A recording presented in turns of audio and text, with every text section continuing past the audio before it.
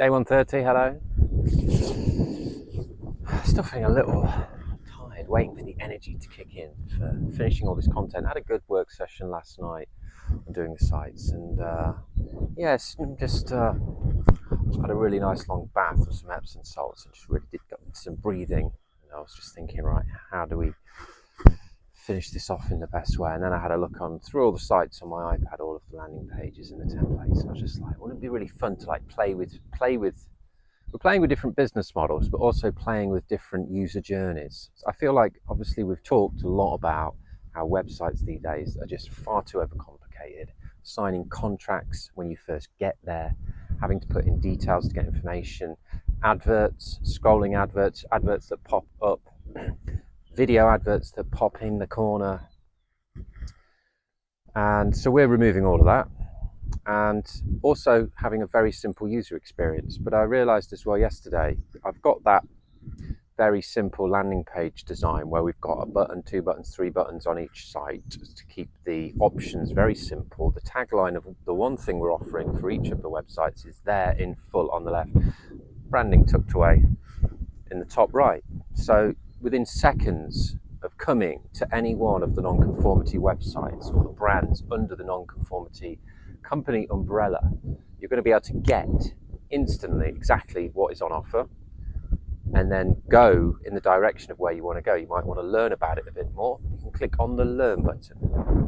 We will then have links from there if you need to go into more detail with the learning. So it works how the brain will work, much like Wikipedia or any sites where you can go onto links and go into more detail, but we won't have any of the nonsense there. We'll keep it so it's to the educated person, but then if you need the detail, you can get it.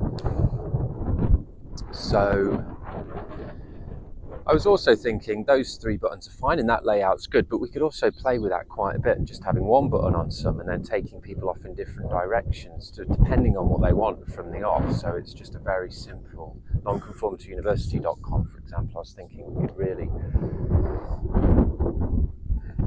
rather than having a massive list of loads and loads of courses and all the things that we offer or going to offer, keeping it really, really simple to start with and just getting through the gates. Because you need to build trust with people. You need to build trust, people coming to visit you for the first time.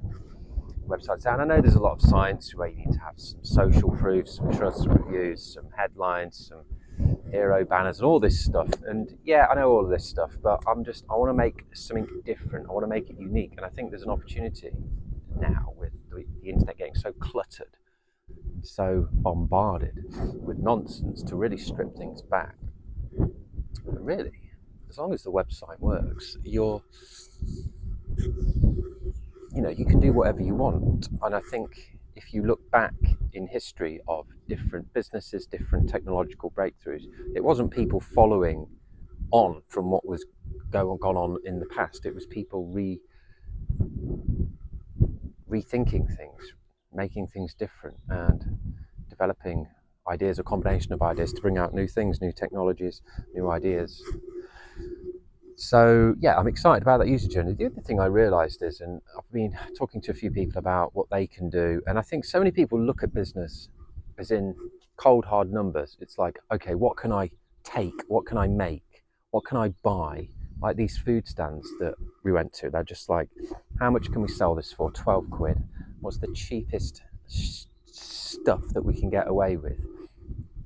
And that's there is a place for that. There's a place for numbers, and business is built on financial numbers. You need that for things to happen, for the bills to be paid, and for you to have money to employ people, to grow and to expand and do new projects. So there's a place for the money. But I think if you're starting out and if you're a business person or not a business person, I think a really good way to go about starting business is to think, what can I give? Who can I help? What groups of people can I help? What education do I know? What life lessons, experience do I have that I could share with the world, share with one friend, share with one person, share with a group, share with a charity, share with another organisation, team up with another, collaborate with somebody else to combine your skills and experience with their skills and experience and offerings, much like we're doing with Non-Conformity Company. We'll make it easier for people that don't want to do the business side of things, but have got a great idea or following or want to do something special. So I think the more that we can think about what we can give and what value we can provide and how we can help the world, get a group of people together, build a community, start talking amongst each other, seeing what people need. Then you can build business and offerings and products and services around what they want. So many people have ideas and they're like, this is it, I've been here before. They're like, this is the one, we're going to do this, without talking to anybody, without really getting out there. They go and do all this work. They might not even finish the work. They might be buried in this work for a year or two before actually going out and talking to people, and that's the hardest thing. So yeah, if you have ideas, I'd just say get a landing page, non-conformity websites. We show you how to get a quick, cheap website. Get a landing page with your offering, an email list, or a deposit, a PayPal button. Say, give me 20 quid and you can be first on list, and we'll give you 50% off for the first 10 customers. Whatever, you can do so many different things, but get the validation first, and then ask them for some feedback, saying, if you don't like this, what would you like, or would you like something around this? And then at least you know. So that's if you have ideas. If you don't have ideas, just start looking around life and start making lists of ideas every day, looking at problems people are having, look at problems you're having, look at things that are boring, look at things that frustrate people, look at things of groups of people that need help or people that need help. Look at all the tools and the changes in technology that are going on and what gaps are in people's education out there, and you combine it with your experience, what you've done or you might know, you might be into or getting into. And then you can start playing with the business models as well. It's like combining a business model blueprint from non-conformity blueprints, or 2 or 3 of those with a different pricing model. You've got limitless scope for creating something unique and special.